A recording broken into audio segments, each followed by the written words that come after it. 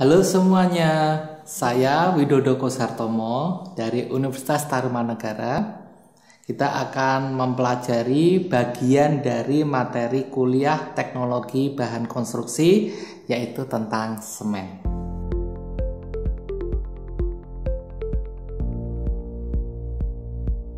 Ya, kita mulai dari sejarah terbentuknya semen, proses pembuatannya, dan tipe-tipe semen. Ya, sekarang kita mulai bagian yang pertama, yaitu apa sih yang dimaksud dengan semen itu? Semen adalah material yang hidrolis yang mempunyai sifat adhesif dan kohesif. Jadi semen itu mampu mengikat dirinya sendiri dan mampu mengikat material-material yang ada di sekitarnya. Itu yang disebut dengan semen. Di dalam pembuatan semen ada beberapa komposisi yang diperlukan untuk membuat semen yang terdiri dari SiO2, kemudian Al2O3, kemudian ada Fe2O3, dan yang terakhir adalah CaO. CaO ini adalah komponen yang paling utama dalam pembuatan semen. Biasanya untuk membuat semen, bahan baku yang diperlukan itu terdiri dari batu kapur atau lime dengan komposisi kimia CaCO3, kemudian ada tanah liat atau clay yang di dalamnya itu mengandung Al2O3, SiO2 dan Fe2O3, serta kita memerlukan pasir silika yang di dalamnya mengandung SiO2. Nah, juga dalam pembuatan semen kita perlu material yang lainnya lagi, yaitu pasir besi yang di dalamnya mengandung Fe2O3. Jadi ada 4 komponen utama di dalam pembuatan semen, yaitu batu kapur, tanah liat, pasir silika, dan pasir besi. Baik, selanjutnya kita akan melihat bagaimana sih semen itu pertama kali ada. Ya, semen itu pertama kali hanya terdiri dari kalsium dan silikat. Itu pertama kali dibuat oleh bangsa Yunani dan Romawi yang merupakan campuran antara abu vulkanik dan batu kapur. Bahan-bahan yang dibuat pada saat itu sangat tahan terhadap cuaca. Kita bisa melihat bangunan-bangunan peninggalan sejarah pada zaman Yunani dan Romawi sampai saat ini. Nah, dalam perkembangan selanjutnya ada ahli semen John Smithson pada abad ke-18 itu menemukan batu kapur yang tidak murni. Di dalam batu kapur itu sudah terkandung silika dan alumina seperti bahan-bahan pembuat semen yang saya ceritakan di awal. Nah, bahan itu kalau dicampur dengan air, maka dia akan bisa mengikat material-material yang lainnya. Selanjutnya, perkembangan selanjutnya yaitu Joseph Aspidin tahun 1824. Joseph Aspidin ini adalah orang yang pertama kali mematenkan proses pembuatan semen secara basah. Sehingga Joseph Aspidin ini yang memiliki paten untuk yang pertama kalinya di dalam pembuatan semen. Bagaimana kita membuat semen? Jadi untuk membuat semen kita memerlukan yang namanya tungku putar. Material-material yang tadi saya sebutkan tadi ada batu kapur, tanah liat, pasir silika, pasir besi, itu dimasukkan ke dalam tungku putar. Nah, tungku putar itu temperaturnya bisa sampai 1400 derajat Celcius. Nah, pertama kali pada temperatur 100 derajat Celcius dari material tersebut yang dikeluarkan adalah air bebasnya. Ya, selanjutnya pada temperatur 500 derajat Celcius yang dikeluarkan adalah air-air yang terikat. Jadi air yang terikat secara kimiawi itu terlepas pada temperatur 500 derajat Celcius. Nah, selanjutnya pada temperatur 800 derajat Celcius mulailah terbentuk yang namanya C2S, Ca dan 2Cf.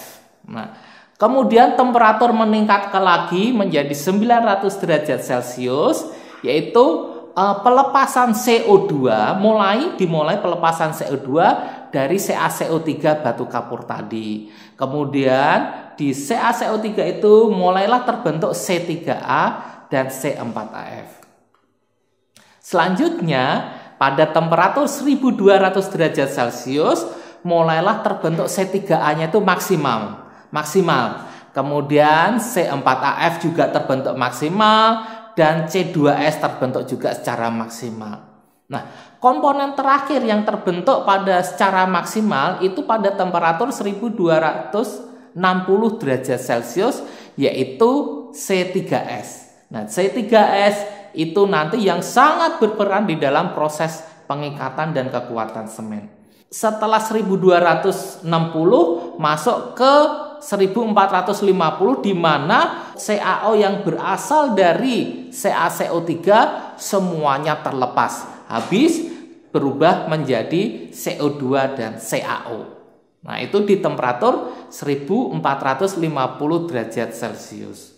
Setelah itu, setelah pada temperatur itu semuanya terbentuk komponennya, kemudian dilakukan pendinginan. Nah, setelah dingin belum menjadi namanya semen, baru menjadi yang bernama terak atau klinker.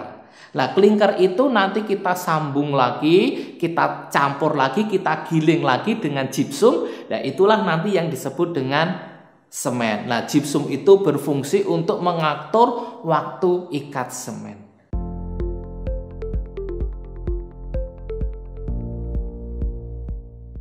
Apa saja komponen utama yang terbentuk pada semen? Yaitu yang pertama ada yang kita sebut dengan C3S, ya. C3S dengan rumus kimia 3CaO SiO2, nama mineralnya Light, komposisinya itu antara 45 sampai 65%. Itu terbanyak yang terbentuk sebagai komponen utama semen.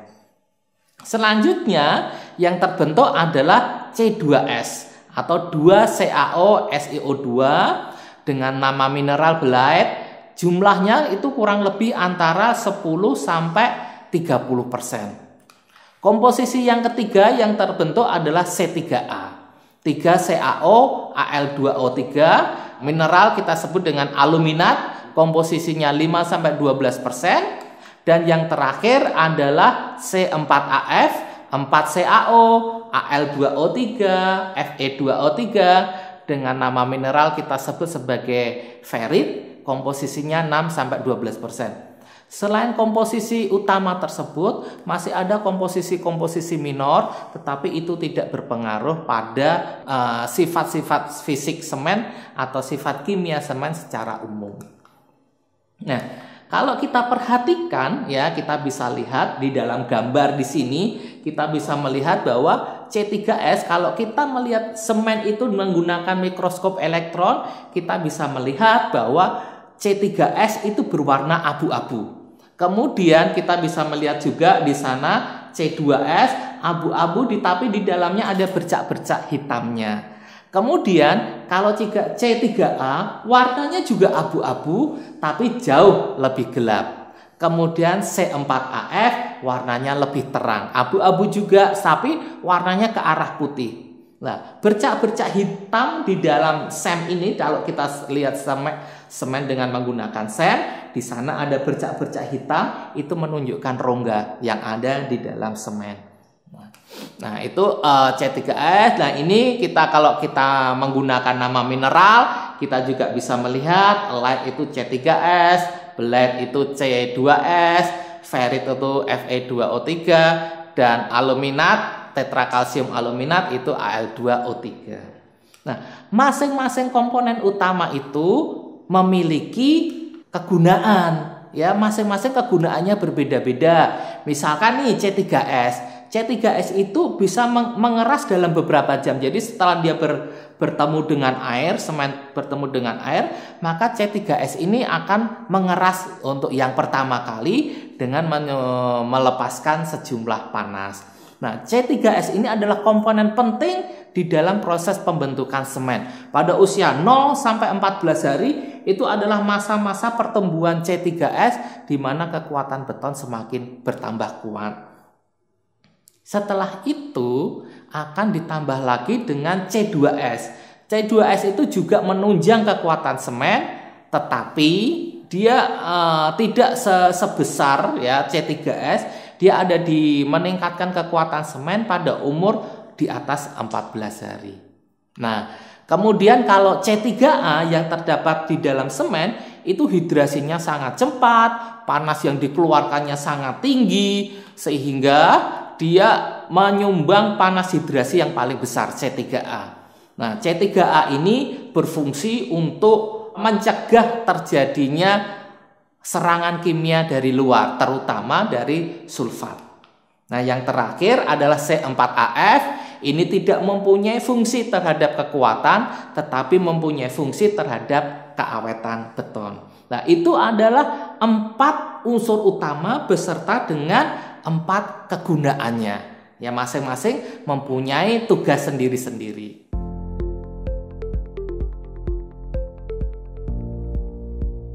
Bagaimana kalau semen itu bereaksi atau bertemu dengan air? Apa yang terjadi di dalamnya? Apa yang terjadi di sana? Jadi kalau kita mengupamakan butiran semen itu sebagai sebuah lingkaran, maka air itu akan menghidrasi pada bagian permukaannya. Nah, hidrasi yang terjadi adalah yang pertama adalah kalsium silikat hidrat bertemu dengan air. Nah, produknya itu adalah C3S2H3 plus CH, disebut dengan CSH. CSH itu adalah material yang mengikat material-material yang ada di sekitarnya. Batu dan pasir itu semua disikat oleh CSH tersebut. Sedangkan CH itu berfungsi, dia hidupnya di sela-sela CSH tersebut.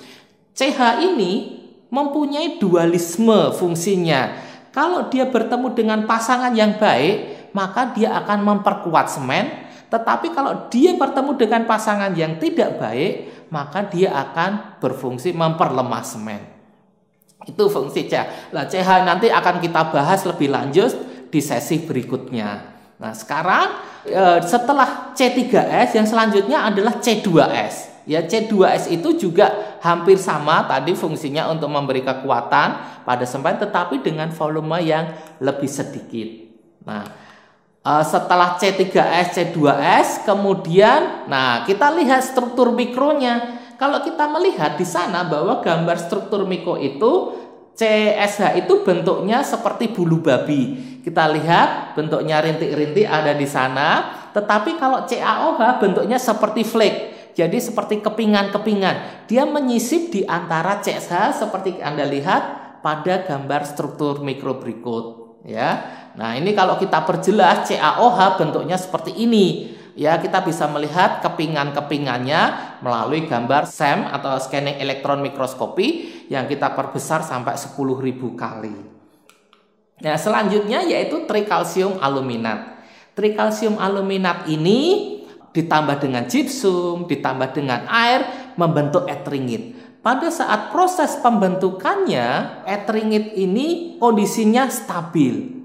Ya, tetapi kalau nanti suatu saat etringit ini bertemu sulfat dari luar, maka dia akan mengembang menjadi yang kita sebut monosulfoaluminat, dan itu akan membuat beton menjadi pecah. Nah, etringit kalau kita lihat dengan menggunakan SEM, maka kita akan melihat seperti rambut-rambut atau seperti jarum-jarum. Nah, itu penampakan menggunakan SEM yang kita perbesar sampai 10.000 kali. Bisa kita lihat pada gambar tersebut. Nah, ini adalah tabel hidrasi, panas hidrasi yang dilepaskan kalau semen itu bertemu dengan air. Jadi kalau nanti Anda bermain-main dengan semen, jangan terlalu lama kulit kita berhubungan dengan semen yang berhubungan dengan air, karena panasnya sangat tinggi akan membuat kulit kita menjadi terkelupas. Jadi boleh bermain dengan semen tetapi dengan waktu yang sangat terbatas. Ini beberapa panas yang dilepaskan, dan ini sangat menjadi perhatian pada saat pengecoran di lapangan dilakukan. Karena panas ini kalau tidak kita kendalikan akan menyebabkan betonnya menjadi retak. Nah, itu akan sangat bermasalah pada struktur yang terpasang. Oleh karena itu, pada proses pengecoran temperatur itu dijaga maksimal 80 derajat Celcius. Kalau bisa 20 derajat Celcius. Nah, itu memerlukan pengalaman dan memerlukan teknologi yang baik supaya temperatur menjadi rendah pada saat pengecoran dilaksanakan.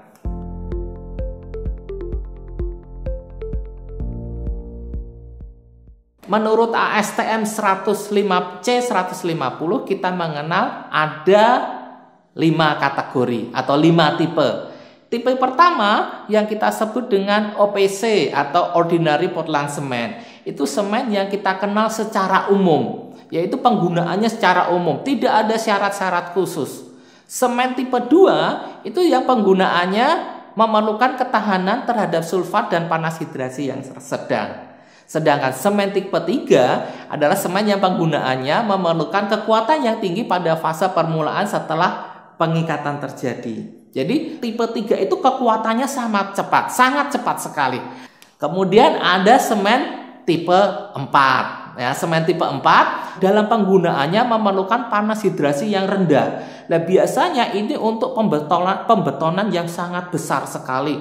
Pembuatan dam, kemudian pondasi yang sangat tebal, mes konkret, maka kita menggunakan semen tipe 4. Nah, untuk daerah-daerah yang kadar sulfatnya tinggi, kita memerlukan semen tipe 5. Semen tipe 1 dan tipe 5 ini tidak ada di pasaran. Ya, kita hanya bisa mengorder secara khusus ke pabrik semen untuk tipe-tipe semen tersebut. Nah, yang beredar di pasaran itu seperti apa? Yang di pasaran itu yang ada adalah PCC dan PPC. Ya, PPC itu Portland Pozzolan Cement dan PCC Portland Composite Cement. Di dalam semen Portland kita menambahkan pozzolanic material untuk menurunkan panas hidrasi dan mengurangi efek rumah kaca pada saat pembuatan semen. Nah, sampai di sini dulu ya penjelasan Pak Wid terkait dengan teknologi semen. Untuk selanjutnya proses hidrasi yang lebih dalam kita akan bahas di sesi berikutnya. Sekian dan terima kasih.